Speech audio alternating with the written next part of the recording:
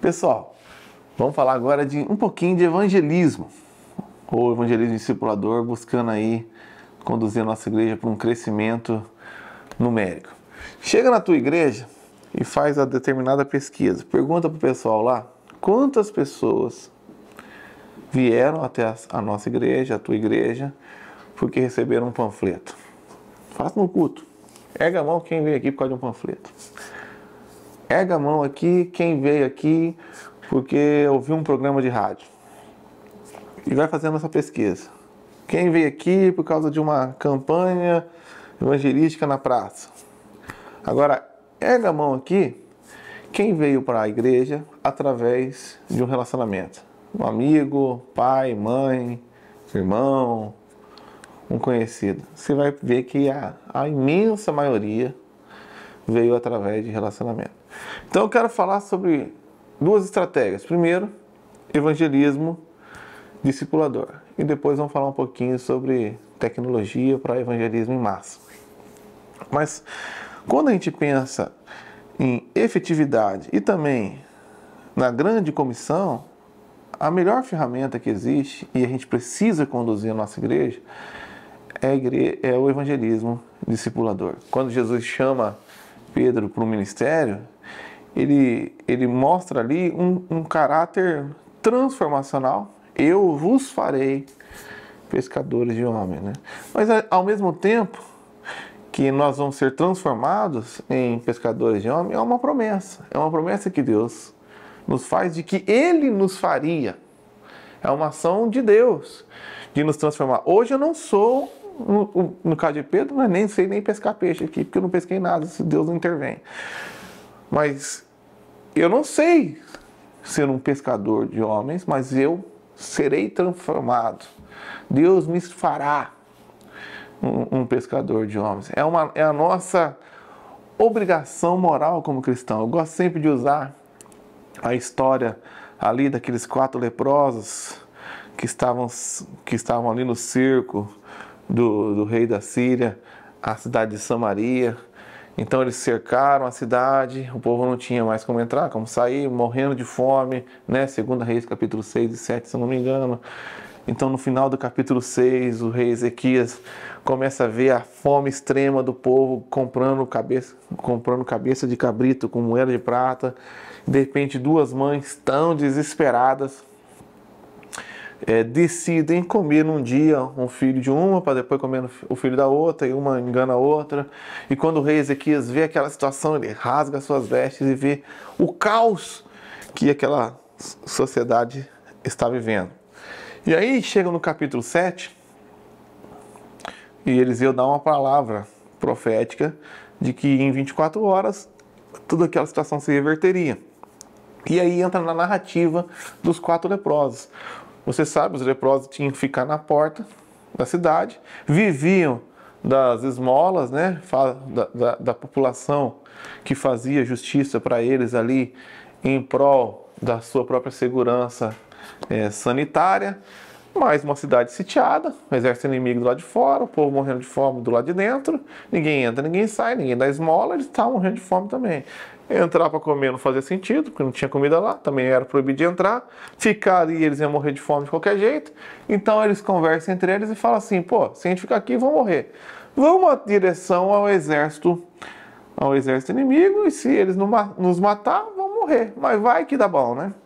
E eles começam a sua caminhada rumo ao exército inimigo ali. E conforme eles vão andando, Deus vai multiplicando o som dos passos deles, a ponto daquele exército do rei Ben-Hadad imaginar que era uma comitiva que tinha sido convocada por Israel, que estava chegando para destruir eles. E eles fogem. Fogem e largam tudo para trás. Largam comida, largam ouro, largam roupa, largam cavalos. E aqueles 4 leprosos se depara com toda aquela abundância, começa a comer, enterrar tesouro e tal, e eles que eram leprosos, rejeitados socialmente, mortos de fome, agora estavam ali supridos e enriquecidos com toda aquela abundância. Até que um deles, se não me engano, no versículo 9, chega e diz um para o outro, poxa, não fazemos bem, hoje é dia de boas novas. Nós temos que voltar lá e anunciar as boas notícias. Da mesma maneira, hoje nós vivemos numa sociedade que está totalmente corrompida, numa situação caótica, desesperadora. E nós somos esses leprosos, que não servimos para nada, nem para a sociedade, fomos chamados por Deus, agraciados com a abundância da riqueza do Evangelho, tendo em Cristo suprido todas as nossas necessidades, se alimentando semana após semana do pão vivo que desceu do céu, se alimentando ali da ceia do Senhor, de toda a abundância da sua palavra. E a gente não faz bem, e precisamos conscientizar a nossa igreja, se a gente ficar simplesmente aqui com a desculpa de ninguém também quer saber, eles não queriam saber da gente, eles nos trataram mal. Não, não fazemos bem. É necessário, e na verdade é uma comissão, é uma ordem de alguém que recebeu todo o poder nos céus e da terra, e fala assim: agora, como alguém que recebeu todo o poder, com a maior autoridade nos céus e na terra, eu lhes dou uma ordem: vão e façam discípulos. É uma ordem do Rei da Glória para que a gente cumpra essa missão. E não fazemos bem de guardar essa mensagem só para nós. Nós precisamos conscientizar a igreja. Imagina na época da pandemia, e toda vez que saía ali um novo auxílio, eu lembro que chegava mensagem de tudo que era lá: vai liberar o auxílio para quem ganha até X, vai liberar o auxílio para quem de R$600, de R$1.200, para quem nasceu em tal mês. As notícias corriam. Agora imagina que você descobre que o governo descobriu um monte de riqueza roubada por aí, e decidiram devolver para toda a população brasileira o dinheiro desviado ao longo desses anos, e dá um valor absurdo aí de R$1 milhão. Basta você ser um brasileiro com CPF, que você tem direito na Caixa Econômica Federal a receber R$1 milhão. É só uma analogia falha, porque se isso acontecesse ia ser um caos também, do mesmo jeito, a inflação, né? Mas vamos supor. E aí você descobre que tem R$1 milhão ali para todo mundo, a população precisa ser comunicada no boca a boca, porque o governo não tem mais dinheiro para comunicar, devolveu tudo para a gente. E você tem ali um pai que está sofrendo com a conta de luz atrasada, uma irmã que não tem dinheiro para comer, um amigo que quer fazer uma cirurgia e não tem os recursos, fica desconfiado dessa informação, também está cheio de dívida, vai na Caixa Econômica, bota o cartãozinho ali e está lá R$1 milhão. É verdade, o dinheiro está lá. No caminho, você volta, vê um mendigo pedindo uma esmola, você é até generoso, dá uma nota de 100 para ele. Olha como você é legal. Você está milionário agora, volta para casa e não fala nada para ninguém. O que você ia falar de uma pessoa como essa? Essa pessoa é a pessoa mais egoísta da face da terra. Só que, muito mais interessante do que uma questão passageira como R$1 milhão, nós recebemos a riqueza do Evangelho. Mas nós vamos lá, conferimos, experimentamos, desfrutamos e voltamos para casa e não contamos para ninguém. Então, das duas umas, eu sempre fico refletindo, levando a nossa igreja a refletir. Se a gente não comunica essa notícia tão maravilhosa, das duas uma, ou a gente é as pessoas mais egoístas da face da terra, ou a gente não entendeu o que é o Evangelho. Se a gente não entendeu, a gente tem que se arrepender e buscar até uma experiência real com Cristo Jesus. Se a gente entendeu, a gente tem que largar a mão de ser egoísta, porque não fazemos bem em guardar uma informação tão preciosa dessa só para nós. Talvez o que aconteça é o entendimento de que as pessoas não estão precisando tanto assim, ou ainda pior, que a gente não está pronto. E eu queria tirar essas duas objeções antes de falar um pouco sobre o evangelismo. A primeira objeção talvez seja só falta de entendimento mesmo, porque quando eu fui plantar uma igreja em Londrina, 10 anos atrás, eu já era pastor há 8 anos, filho de pastor, neto de crente, cresci dentro da igreja, babá. Eu tinha um pouco disso, eu tinha um entendimento que o povo só não quer saber, eles não precisam.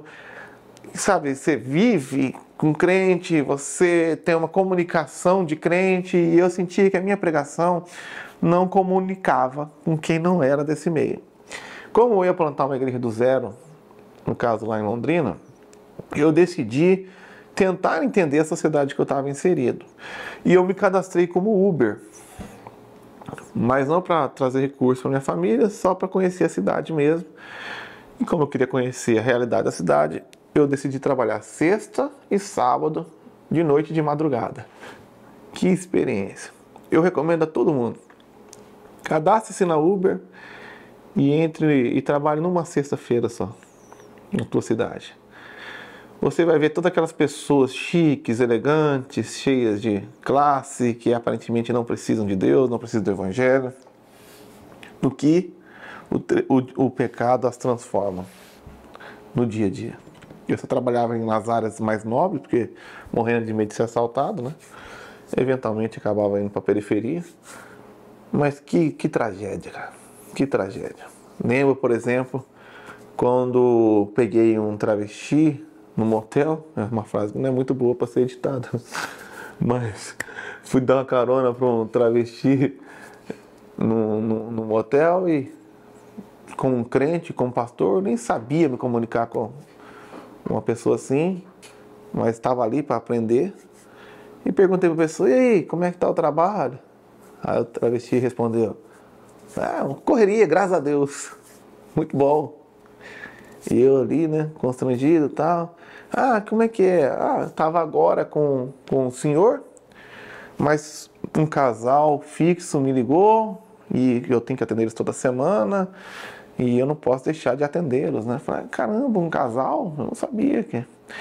que não sei se você sabe, né? O travesti é o ativo da relação, então o homem gosta de receber ali a relação ali, só que para ele sentir bem, eles procuram um travesti para achar que está tendo uma relação com a mulher e ele quer ficar perto da esposa dele, uma coisa assim, totalmente estranha para mim. Mas eu acho que eu vou voltar para ficar com esse senhor aqui, depois. Ele me ofereceu R$ 1.800 só para mim dar um abraço, para mim dormir abraçado com ele. Aí eu lembro até hoje, falei, R$ 1.800 por um abraço? Caramba, eu abraço por uns 800. É só abraço mesmo? Caramba! Aí o travesti falou assim, você não tem noção da carência dessas pessoas. A maioria delas nem quer, nem tem mais força para ter uma relação sexual. Nem conseguem ter mais. Elas querem um abraço. Algumas pessoas me pagam para serem ouvidas. E você não tem noção das coisas que acontecem por aí.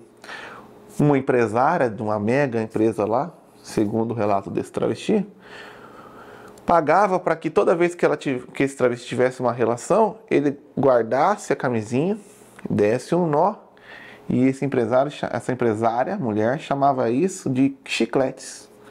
E no começo do dia, 6 horas da manhã, ia lá e comprava todos os chicletes para ficar mascando, enquanto trabalhava e dirigia a maior empresa de imóveis da nossa região.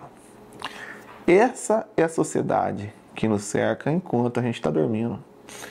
São pessoas que estão ali desesperadas, carentes, necessitadas do Evangelho, e elas nos cercam, são nossos patrões, nossos companheiros de trabalho, são funcionários do mercado que você faz a compra, é o seu cabeleireiro, e elas estão aí, precisando ouvir de Jesus. E aquela experiência me marcou profundamente, me trouxe uma consciência da necessidade do Evangelho absurda, me trouxe uma nova roupagem na minha comunicação com aqueles que não são do nosso meio e também algumas ferramentas e estratégias para que a gente pudesse alcançar essas pessoas de alguma forma. E foi realmente muito eficiente. E eu sempre tento levar a nossa igreja à consciência da necessidade. Uma vez eu estava falando com um monte de seminarista, tudo catedrático, todo palácio de cristal, falando para agradar o professor de grego, de hebraico. Eu falei, cara, sabe o que você precisa? Se cadastrar na Uber e andar uns dias de madrugada na tua cidade.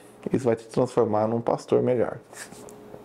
Então, quero falar nos próximos vídeos sobre algumas ferramentas de evangelismo, discipulador e depois evangelismo em massa, que você pode trazer para a tua realidade ou incentivar a tua igreja a fazer, que com certeza vão nos auxiliar e muito no crescimento numérico das nossas igrejas.